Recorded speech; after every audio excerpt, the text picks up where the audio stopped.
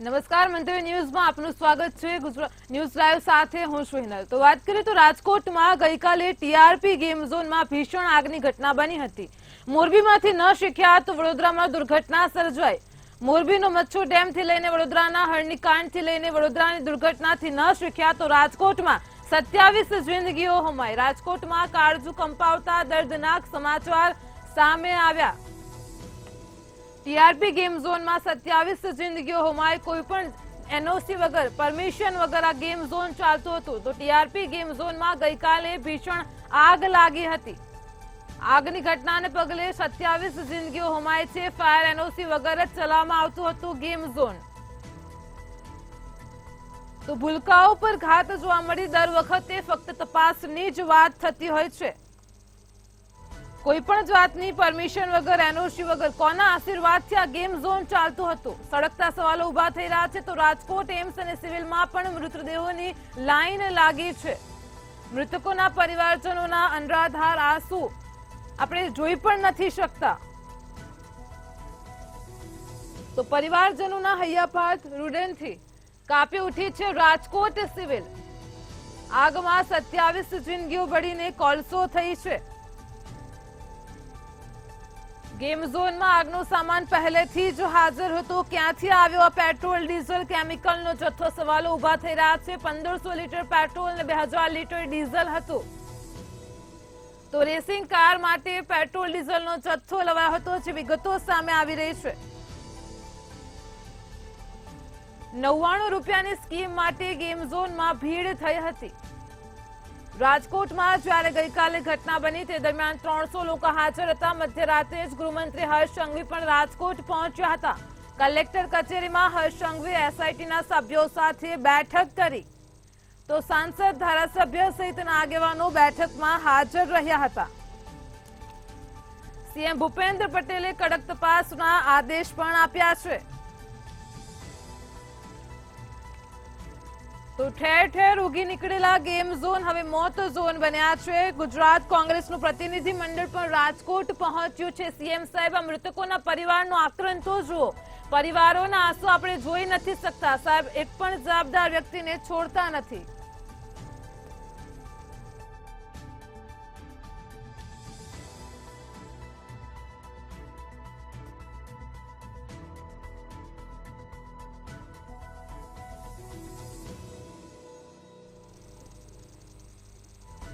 રાજકોટમાં TRP game ઝોનમાં અગ્નિકાંડનો મુદ્દો હાલ અત્યારે તેનાથી ગુજરાત આખું સ્તબ્ધ થઈ ગયું છે। 5 મૃતદેહોના ડીએનએ મેચ થયા છે।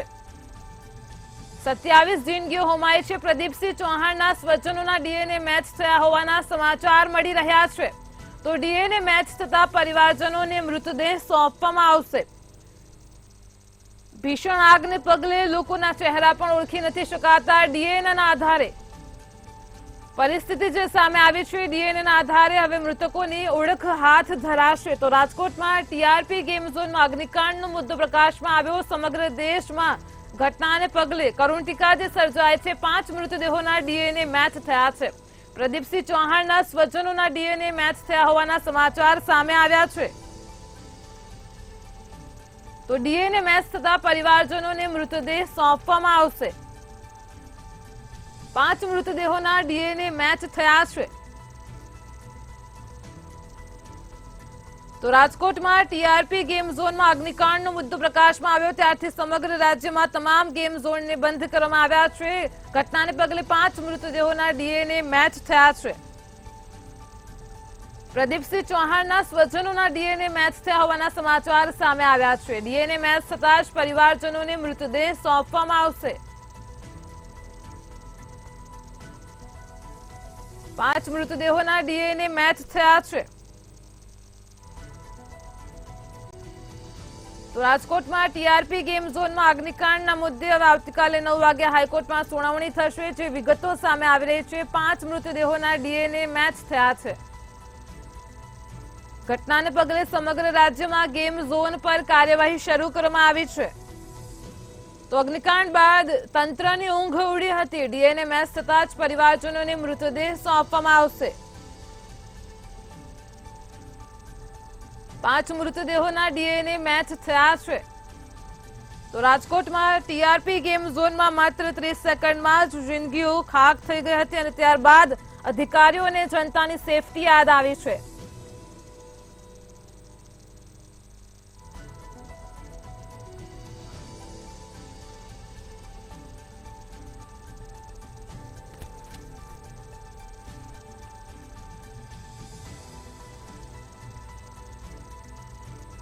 તો આજ મુદ્દે અમારી સાથે જૂનાગઢથી અમર બખાઈ લાઈવ જોડાઈ ગયા છે. જી અમર, જેવી રીતે રાજકોટમાં ટીઆરપી ગેમ ઝોનમાં અગ્નિકાંડનો મુદ્દો સામે આવ્યો છે, સમગ્ર ગુજરાતમાં અત્યારે આક્રોશ છે, ગુજરાત આખું સ્તબ્ધ થઈ ગયું છે, તો જૂનાગઢના લોકોમાં કેવી પરિસ્થિતિ છે?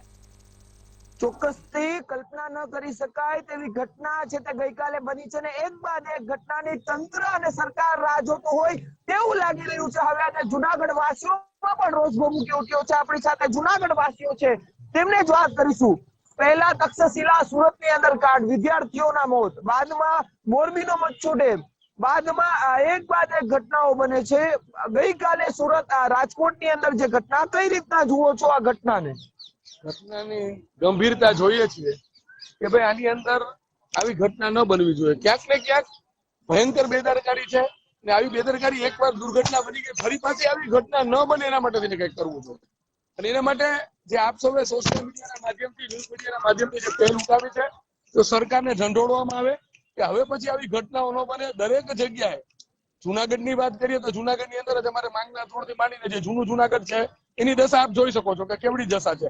8 ફૂટથી 9 ફૂટના રસ્તા છે. ભલે બજાર જૂની છે, હજી 100 વર્ષ સુધી હલી શકે એમ નથી, પણ ત્યારે ફાયર સેફટીના સાધનોની પ્રોબ્લેમ હોય. હમણાં જયારે આગ લાગી હતી 4 મહિના પહેલા, ત્યારે આપ સૌએ પોઝિશન જોઈ, દરેક પત્રકારો ઇલેક્ટ્રિક મીડિયાના હાજર હતા.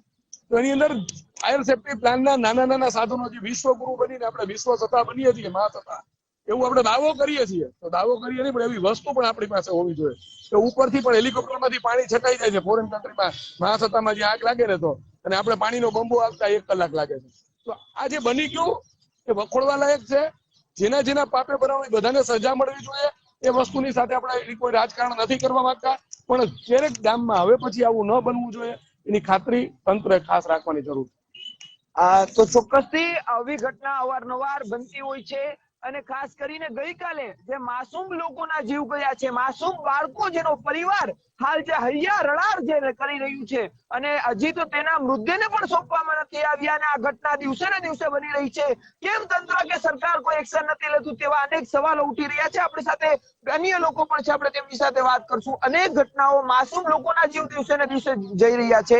કાલે 28 થી 30 લોકોના મોત. કઈ રીતના ઘટનાને જોવો છો? હું ચોક્કસપણે માનું છું કે આપણા અધિકારીઓ જે ફક્ત પોતાની જવાબદારી પૂર્ણ કરવા માટે સોગંદનામાઓ લઈ લે, પણ કોઈ દિવસ ચેકિંગ કરવું જોઈએ નથી કરતા. એટલે હું તો એવું માનું છું કે આ બાબતમાં અધિકારીઓને પણ જવાબદાર ગણવા જોઈએ, અને જે કોઈ ગુનેગારો હોય, જુનાગઢની જ વાત કરું તો જુનાગઢમાં આજે ચેકિંગ કર્યું તો આટલા વખતની જે અહીંયા જે ચાલે છે રોયલ, એમાં એલસીબી જે સ્વિચ જ નહોતી. એ કે અમે ટ્રાય કરશું. અને શું છે, તમે આવડું મોટું ઝોન ચલાવો છો, આટલા લોકોને જયારે લઈ આવો છો, ત્યારે શું તમે આ ઇલેક્ટ્રિક માટેની કોઈ વ્યવસ્થા જ ના ઉભી કરી શકો? અને બીજા નંબરે, હું વ્યવસાય એડવોકેટ છું, એટલે મને ખબર છે કે ફક્ત સોગંદનામું લઈ અને પોતાની ચામડી બચાવી લેવામાં માને છે. એ લોકો સ્થળ ઉપર જઈને ક્યારેય ચેક કરતા નથી. હું વાલી સમિતિના પણ પ્રમુખ છું, તો મારી સ્કૂલો માટેની પણ મારી જવાબદારી છે કે નવી નવી જે સ્કૂલો બની છે એમાં 2 રસ્તા હોઈ શકે. કોઈ જગ્યાએ એક રસ્તો છે, પણ એના 2 દરવાજા હોવા જોઈએ કે એક દરવાજે આગ લાગે તો બીજા દરવાજેથી બહાર નીકળી શકે. કારણ કે ઘણામાં જાળીઓ નાખી દીધી હોય તો જાળીઓ તો કપાય નહીં. તો ત્યાં એ રીતની વ્યવસ્થા ગોઠવવી જોઈએ કે ફાયરની જે સીડી છે ત્યાં પહોંચી જાય અને લોકોને બચાવી શકાય. આવી વ્યવસ્થાઓ થઈ શકે. બાકી આ જે તંત્ર છે એ કઈક જુદી રીતે જઈ રહ્યું છે એવું હું માનું છું. અને અશ્વિનભાઈ, દિવસે ને દિવસે આ ઘટના બને છે.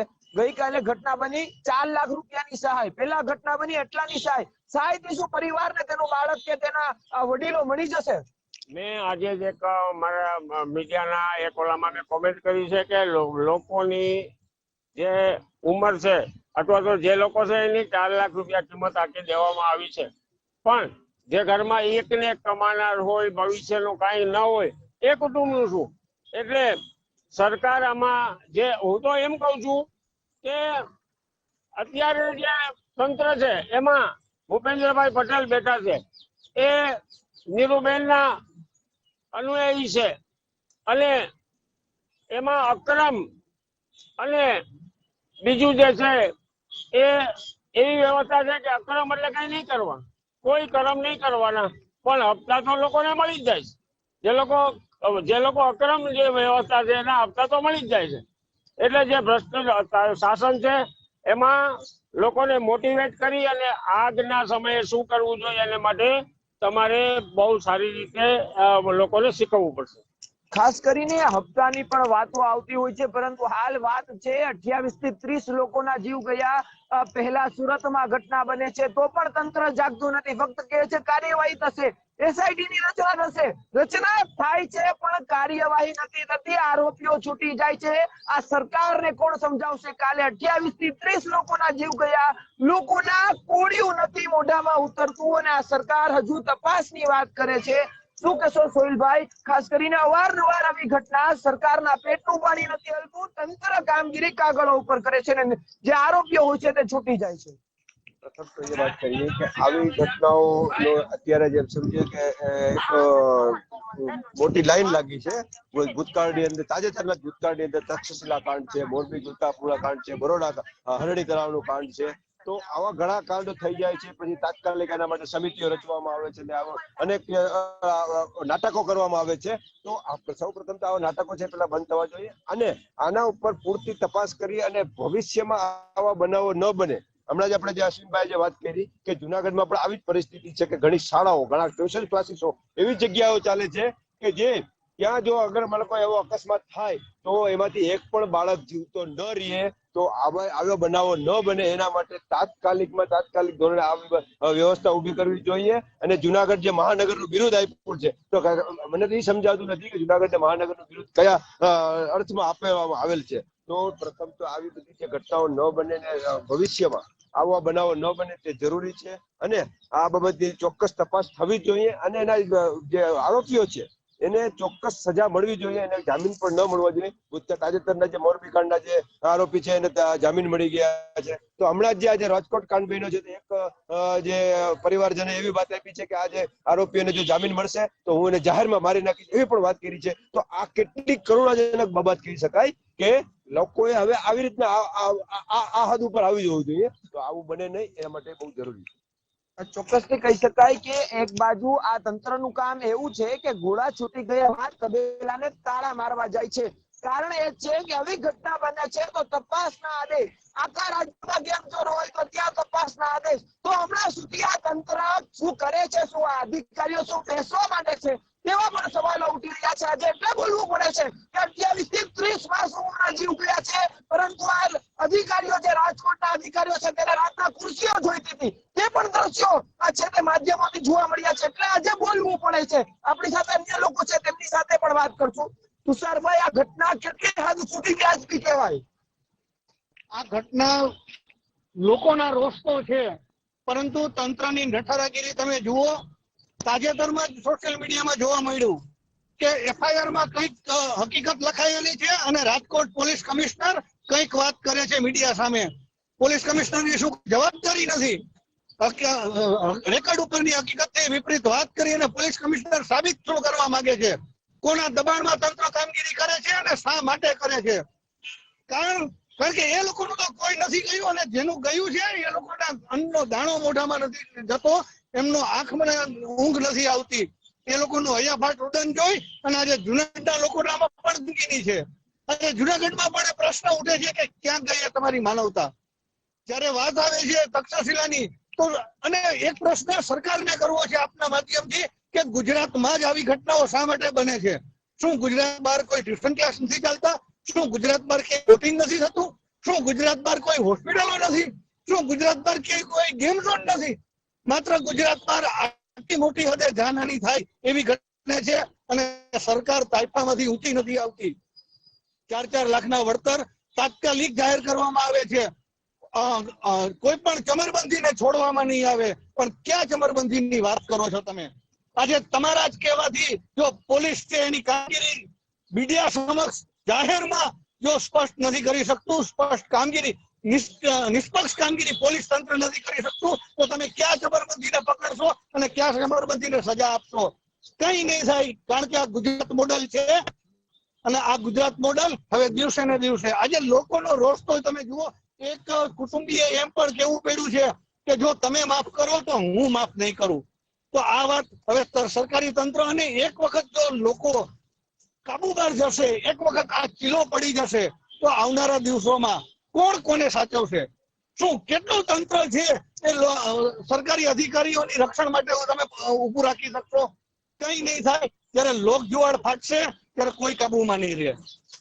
તો ચોક્કસથી કે જે રીતે આ ઘટનાઓ દિવસે ને દિવસે બને છે, પરંતુ ક્યાંક ને ક્યાંક સરકાર પોતાના જે લોકો હોય છે તેને પ્રોત્સાહન આપે છે તેવી વાત સામે જોવા મળી રહી છે, અને જેને લઈને આ ઘટનાઓ વારંવાર બનતી હોવાનું પણ મનાઈ રહ્યું છે. અને ગઈકાલે જે ઘટના બની છે, પહેલા તક્ષશિલાથી આ ઘટના ચાલુ થઈ કે 2019ની સાલમાં સુરતમાં આ ઘટના બની, બાદમાં મોરબીમાં ઘટના બની, વડોદરામાં હરણી જે નદીમાં જે ઘટના બની છે, અને જેને લઈને દિવસે ને દિવસે આવી ઘટના ફક્ત જે જનાર લોકોને લાખોની સહાય આપી દે છે, 4 લાખ 5 લાખ. શું આપના પરિવારમાંથી કોઈ જશે તો આપને 4 લાખ રૂપિયા શું આપના પરિવારની કમી મહેસૂસ થશે? આ જ રીતની ઘટનાઓ બને છે. બટુકભાઈ, દિવસે ને દિવસે શું કહો છો તમે? જુનાગઢમાં પણ આવી ઘટના બની શકે જો આ તંત્ર ધ્યાન નહીં દે તો? પહેલી વાત તો એ છે કે ગુજરાતની ભાજપ સરકાર કે જે ગુજરાતની અંદર 27 વર્ષથી શાસન કરે અને ગુજરાતીઓ એટલા બધા એને મત આપે જે સીમા વગરની વાત છે, ને આ સરકાર છે એના મરતિયાઓને ખુલ્લમ ખુલ્લા લૂંટવાના સાધનો આપ્યા છે. આ સરકાર જાનમાલનું રક્ષણ કરવામાં સંપૂર્ણ નિષ્ફળ ગઈ છે અને નક્કર કોઈ જાતના પગલા લીધા નથી. 4-5 ઘટનાઓ એવી બની છે કે એની અંદર 100 ઉપર બાળકો પછી વડીલો બધાના મૃત્યુ થયા, પણ નક્કર પગલા જે લેવા જોઈએ કે દાખલા તરીકે શહેરી મંત્રીએ તાત્કાલિક રાજીનામું દઈ દેવું જોઈએ, કારણ કે એની જવાબદારીમાં આવે છે. ત્યાંના જે અધિકારીઓ છે અપરાધી કાનૂન મુજબ તેની પાસે 300 કરી દેવી જોઈએ કે જે નક્કર પગલા આ સરકાર લેતી નથી. અને રાજ્યની સાથે જોડ થનારાઓ સત્તાધારી પક્ષના માણસો આવા ધંધા કરતા હોય છે. કોઈ જગ્યાએ બાળકો હોય કે વડીલો હોય આવી જે ગેમો છે કે કલ્પો છે એમાં કોઈ પણ સલામતી નથી. ફક્ત લૂંટવાનું સાધન ગુજરાતમાં છે ને સરકાર એક બનાવ બની ગયો છે 32 જણાની એ હત્યા કરી શકાય છતાં એમ કે અમે એસએસટી કોઈ બનાવવું જરૂર નથી. તાત્કાલિક 302 જે કલમો નાખી જવાબદાર અધિકારીઓ હોય એની માટે પગલા લેવા જોઈએ તો જ નક્કર પગલા આનું કામ થઈ શકે. તો ચોક્કસથી લોકોમાં આક્રોશ છે તે જોવા મળી રહ્યો છે, અને આ ઘટનાને વખોડી કાઢ્યા છે. અને આવનાર સમયમાં આવી ઘટના ન બને જેને લઈને હજુ જેટલા અધિકારીઓ છૂટા છે તે ઉઠી જાય તો સારી વાત છે, બાકી વધુ લોકોના જીવ પણ જઈ શકે છે. જી અમર, સમગ્ર માહિતી બદલ આપનો આભાર. તો રાજકોટના ટીઆરપી ગેમ ઝોનમાં 27 જિંદગીઓ હોમાય છે. ટીઆરપી ગેમ ઝોનમાં ગઈકાલે જ ભીષણ આગ લાગી હતી, તો કોની બેદરકારીએ લીધો છે 27 માસૂમોનો જીવ? સવાલ ઉભા થઈ રહ્યા છે. ફાયર એનઓસી વગર જ ચલાવવામાં આવતું હતું ગેમ ઝોન. ભૂલકાઓ પર ઘાત થતા દર વખતે ફક્ત તપાસની જ વાત થાય છે. અગ્નિકાંડના દર્દનાક દ્રશ્યો જોઈને સમગ્ર ગુજરાત ધ્રુજી ઉઠ્યું છે. તો રાજકોટમાં કાળજુ કંપાવતા દર્દનાક દ્રશ્યો જોવા મળ્યા. ટીઆરપી ગેમ ઝોનમાં 27 જિંદગીઓ હોમાય છે. તો ઘટના સ્થળેથી પેટ્રોલ ડીઝલનો પણ જથ્થો મળી આવ્યો છે. પરિવારજનોનું હૈયાફાટ રુદન સામે આવી રહ્યું છે. અગ્નિકાંડના હત્યારાઓને શું પોલીસ છાવરો માંગે છે? આ સવાલો ઉભા થઈ રહ્યા છે. ગુજરાતમાં જ કેમ આવી ઘટનાઓ બનતી હોય છે? તક્ષશિલા, વડોદરાનું હરણીકાંડ, ત્યારબાદ મોરબીમાં મચ્છુ ડેમની ઘટના અને હવે રાજકોટનો અગ્નિકાંડ સામે આવ્યો છે. તો રાજકોટમાં થયેલ આગકાંડને લઈને તક્ષશિલા આગકાંડની ઘટના તાજી કરી દેવામાં આવી છે. ભૂતકાળમાં જે કિસ્સો થયો હતો તે તાજો થયો છે. સુરતમાં ગોઝારો તક્ષશિલા આગકાંડ થયો હતો. તો સુરતમાં તક્ષશિલા અગ્નિકાંડમાં 22 બાળકોના મોત થયા હતા. આજે 22 મૃતકોના પરિવારજનો તક્ષશિલા ખાતે ભેગા થયા હતા. તો રાજકોટની ઘટનાને લઈને સુરતના તક્ષશિલા કાંડ પરિવારજનો એકત્ર થયા હતા. તક્ષશિલામાં તો અમને ન્યાય નથી મળ્યો, ત્યારે હવે રાજકોટમાં બનેલી ઘટનામાં પણ ન્યાય મળે તેવી આશા પરિવારજનો કરી રહ્યા છે. તો તમામ મૃતકોને શ્રદ્ધાંજલિ સાથે આ વખતે તંત્ર જાગે તેવી માંગ ઉઠી છે. ગુજરાતમાં એક પછી એક ઘટનાઓ પ્રકાશમાં આવે છે. ગઈકાલે રાજકોટમાં થયેલ અગ્નિકાંડે તક્ષશિલાની ઘટનાને તાજી કરી છે. રાજકોટની ઘટનાને લઈને સુરતના તક્ષશિલા કાંડ પરિવારજનો એકત્ર થયા હતા. તો રાજકોટમાં થયેલ આ કાંડે તક્ષશિલા કાંડની ઘટનાને તાજી કરી છે. સુરતમાં ગોઝારો તક્ષશિલા કાંડ થયો હતો. તો સુરતમાં તક્ષશિલા અગ્નિકાંડમાં 22 બાળકોના મોત થયા હતા. આજે 22 મૃતકોના પરિવારજનો તક્ષશિલા ખાતે ભેગા થયા હતા. તો આજ મુદ્દે અમારી સાથે સંવાદદાતા સુરતથી દિવેશ પરમાર લાઈવ જોડાઈ ગયા છે. જી દિવેશ, ગઈકાલે થયેલ રાજકોટની અગ્નિકાંડ ઘટનાએ સુરતની તક્ષશિલા જે આગ કાંડ થયો હતો તેને તાજી કરી છે, શું કહેશો? બિલકુલ, જે પ્રકારે રાજકોટમાં જે પ્રકારે ગેમ ઝોનમાં જે આગકાંડની ઘટના બની છે તેવી જ ઘટના સુરતના તક્ષશિલામાં બની હતી.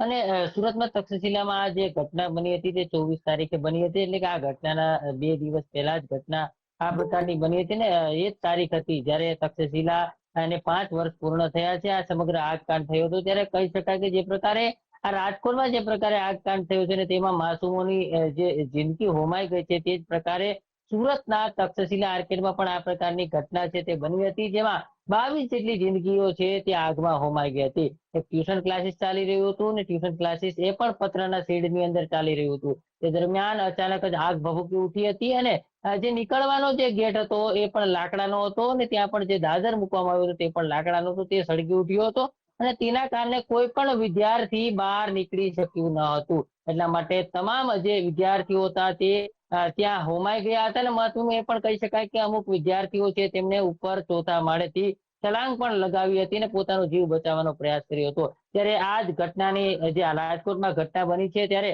તક્ષશિલા આગકાંડની જે ઘટના છે તે તાજી થઈ ગઈ હતી અને તમામ તક્ષશિલા આગકાંડમાં જે મૃતકોના પરિવાર છે તે મૃતકોના પરિવાર જે તક્ષશિલા આગકાંડ જે બન્યું છે ત્યાં જે સ્મારક બનાવવામાં આવ્યું છે અને તમામ જે 22 મૃતકો છે તેમના ફોટા લગાવવામાં આવ્યા છે અને ત્યાં તેમને શ્રદ્ધાંજલિ પાઠવવામાં આવી હતી. અને તમામ જે મૃતકોના પરિવાર છે તેમણે ભારે હૈયે એક જ માંગ કરી હતી કે અમને હજી સુધી ન્યાય મળ્યો નથી, પરંતુ રાજકોટમાં જે પ્રકારે આગકાંડ ગેમ ઝોનની અંદર થયો છે તેમના જે ગુનેગારો છે તેમને સજા મળવી જોઈએ, જેથી કરીને તેમના વાલીઓને ન્યાય મળે. કારણ કે જે પ્રકારે તક્ષશિલા આગકાંડ થયો છે ને તક્ષશિલા આગકાંડને લઈને જે અત્યાર સુધી કેસો ચાલી રહ્યા છે તેમાં તેમના જે વાલીઓ છે તે કહી રહ્યા છે કે જે ગુનેગારો છે તેમને જામીન મળી ચૂક્યા છે. કોઈ પણ ગુનેગાર જે છે તેમને તમામને જામીન છે અને અંદર પણ આરોપી નથી. એટલે કહી શકાય કે જે પ્રકારે 22 જેટલા જે ભૂલકાઓ આગકાંડમાં હોમાયા હતા ત્યારે તેમને ન્યાય નથી મળ્યો તેવું તે લોકો જણાવી રહ્યા છે. ત્યારે જે પ્રકારે રાજકોટની આ ઘટના બની છે તે ઘટનામાં તક્ષશિલા આગકાંડની જે ઘટના છે તે બિલકુલ જ તાજી થઈ હતી અને તેને જ લઈને તમામ વાલીઓ એકઠા થયા હતા અને ભારે હૈયે રુદન પણ કર્યું હતું. જી દિવેશ, સમગ્ર માહિતી બદલ આભાર. તો સુરતમાં પણ ફાયર એનઓસી વગરના 6 ગેમિંગ ઝોન ઝડપાયા છે. રાજકોટની અગ્નિકાંડે સુરતની તક્ષશિલાની ઘટનાને તાજી કરી છે.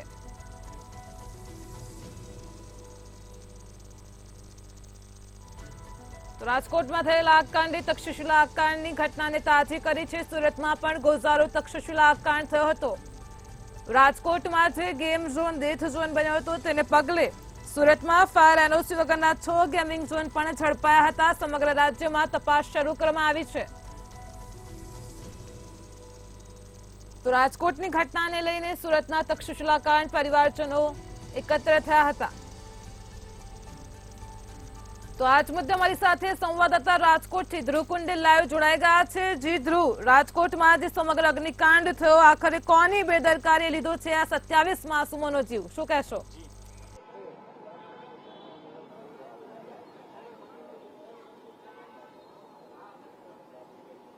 ચોક્કસથી રાજકોટમાં જે પ્રકારની જે ઘટના બની, અગ્નિકાંડની ઘટના બની, ચોક્કસથી કહી શકાય કે આ જે સંચાલક છે અને આ સાથે જે અધિકારીઓ છે તેઓએ આ જે ઘટનાને અંજામ આપ્યું છે, આવું ક્યાંક લોકો આક્રોશથી કહી રહ્યા છે. ખાસ તો લાંબા સમયથી એટલે કે 3 થી 3.5 વર્ષથી આ જે ગેમ ઝોન ચાલતું હતું અને આ ગેમ ઝોનને લઈને અનેક સવાલો ક્યાંક ઊભા થઈ રહ્યા છે. કોની પરવાનગીથી આ ગેમ ઝોન છે તે શરૂ કરવામાં આવી હતી? ખાસ તો એક પ્રાથમિક વિગત એવી પણ સામે આવી રહી છે, પોલીસ તરફથી જે પ્રાથમિક પરવાનગી છે તે આપવામાં આવી હતી. ખાસ જે પાર્કિંગ અલોટમેન્ટ ક્યાંક કરવામાં આવ્યું હતું ગેમ ઝોનનું, તેને જ લઈને ક્યાંક અત્યારે શંકા ઉપજી રહી છે. આજ રોજ જે પ્રેસ કોન્ફરન્સ રાજુ ભાર્ગવ દ્વારા કરવામાં આવ્યું હતું તેમાં પણ પત્રકારો તરફથી આ પ્રશ્નો છે તે પૂછવામાં આવ્યા હતા કે ક્યાંક ને ક્યાંક અહીં પોલીસના જે અધિકારીઓ છે તેમના તરફથી આ જે ગેમ ઝોનને પરવાનગી છે તે આપવામાં આવી હતી. એક ખાસ તો એક તસવીર છે સામે આવી રહી છે કે જેમાં રાજકોટ મહાનગરપાલિકાના જે કમિશનર છે એટલે કે ભૂતપૂર્વ જે કમિશનર છે અમિત અરોરા, જે જિલ્લા કલેક્ટર છે તે પણ ટીઆરપી ગેમ ઝોને પહોંચ્યા હતા. પોલીસના પણ કેટલાક જે ઉચ્ચ અધિકારીઓ છે તે ગેમ ઝોન સુધી પહોંચ્યા હતા અને ક્યાંક પાર્ટી કરતા હોય એવા જ દ્રશ્યો છે તે ક્યાંક સામે આવ્યા હતા. એટલે કે એક સવાલ ઊભો તો થાય છે કે ક્યાંક પરવાનગી વગર આ જે શેડવાળું જે ગેમ ઝોન જે તૈયાર કરવામાં આવ્યું હતું, ખાસ આ જ પ્રકારની જે પરવાનગી વગરના જે ગેમ ઝોન બન્યા છે તેવા રાજકોટમાં 20 થી 25 જેટલા જે આવા ગેમ ઝોન છે તે બન્યા છે. પણ હાલ આ તમામે તમામ ગેમ ઝોનને બંધ કરવામાં આવ્યા છે. આપણી સાથે સ્થાનિક લોકો જોડાણા છે, એમની સાથે જ વાત કરીશું. શું નામ છે આપનું? મારું નામ જીતેન જીવરાજાની છે અને આ જે ઘટના બની છે બરોબર છે એ ખરેખર ખૂબ દુઃખદ છે. આજની યુવા પેઢીઓ છે એ પોતાના ડેવલપમેન્ટની બદલે આ રીતના વારંવાર ગેમ ઝોનની અંદર સમય બગાડે છે. મા બાપને પણ ઘણીવાર ખબર નથી હોતી કે શું ચાલી રહ્યું છે અને મા બાપ પણ શા માટે આવી પરવાનગી આપે છે. બરોબર છે, યુવા પેઢી તો ગેમ ઝોનમાં ક્યાંક જતી હોય છે, પણ ચોક્કસથી પરવાનગી આ ગેમ ઝોન બનાવવા માટે ક્યાંક અધિકારીઓની પણ ભૂલ છે. શું કહેશો એક સામાજિક સંસ્થાના આગેવાન તરીકે? હા, એટલે જેટલા નીતિ નિયમો પ્રમાણે એને મંજૂરી આપવી જોઈએ એ પ્રમાણે જ રૂલ્સનું પાલન કરવું જોઈએ. ફોરેનની અંદર તો કોઈ પણ ગેમ ઝોન બનાવવા માટે પેલા એના નીતિ નિયમોનું પાલન થાય છે, પછી જ મંજૂરી મળે છે. તો આપણે શા માટે આ રીતના રાજકોટની અંદર ગમે તે ગેમ ઝોનોની મંજૂરી મળી ગઈ છે? હજી પણ આવા કેટલા બધા સાહસિક ગેમ ઝોનો છે જેની તપાસ આદરવી જોઈએ સરકારે. ખાસ સરકાર તો ક્યાંક ને ક્યાંક હાલ અત્યારે એક પ્રયત્ન દેખાડી રહી છે કે તે પ્રયત્ન કરી રહી છે. શું ખરા અર્થમાં વાસ્તવિક કામ થાય છે કે કેમ? અને ખાસ તો ક્યાંક મૃત્યુ આંકમાં પણ આંકડાની માયાજાળ રમાય છે એવી પણ વાત સામે આવી રહી છે. શું કહેશો? એટલે ખાસ કરીને શું છે કે અત્યારે રાજકારણ છોડી અને પ્રજા માટે જે પક્ષો કામ કરી રહ્યા છે, ચૂંટણી વખતે જે રીતના સામે આવે છે, તો પક્ષના લોકોએ ખાસ અત્યારે આવવું જોઈએ. બરોબર છે, અત્યારે જેના આપણે જોઈ શકો છો કે સિવિલમાં કેટલા બધા પરિવારજનો અત્યારે આટાફેરા કરે છે, તો કોઈ અહીંયા પાણીની વ્યવસ્થા નથી, બેસવાની વ્યવસ્થા નથી, ઘણી બધી વ્યવસ્થા નથી. જ્યારે એક બાજુ એ લોકોનું દુઃખ છે, એના બધાના ડેડ બોડી અંદર પડ્યા છે અને પરિવારજનો બિચારા હેરાન થઈ રહ્યા છે, તો કોઈ સહાનુભૂતિ દેવા માટે કોઈ અધિકારીઓ કે કોઈ અહીંયા આવ્યા નથી. અત્યારે તે કેટલું અંશે વ્યાજબી છે? તો બધા અત્યારે એક થઈ અને આ લોકોને સહાનુભૂતિ આપવી જોઈએ. ખાસ કરીને આપણે કે સહાનુભૂતિની વાત ક્યાંક સામે આવી રહી છે. સામાજિક સંસ્થાના આગેવાન છે તેઓ જણાવી રહ્યા છે કે લાંબા સમયથી ક્યાંક આ જે ગેમ ઝોન છે બંધ કરવાની વાત ક્યાંક કરવામાં આવી હતી. જ્યારે આ ગેમ ઝોન શરૂ કરવામાં આવી હતી ત્યારે કેટલાક આગેવાનો તરફથી આ જે કહેવામાં આવ્યું હતું કે આ ગેમ ઝોન છે તે ક્યાંક ને ક્યાંક બંધ કરાવવું જોઈએ, છતાંય આ ગેમ ઝોન છે તે ચાલુ રાખવામાં આવે છે, જેથી કરીને આ પ્રકારની ગંભીર બેદરકારી સામે આવે છે અને આવી આગજન્ય કાંડમાં આવા જીવો છે તે હોમાય છે. જીદ્રુ, આપ જોડાયેલા રહેશો. તો રાજકોટમાં ટીઆરપી ગેમ ઝોનમાં ભીષણ આગની ઘટના બની હતી.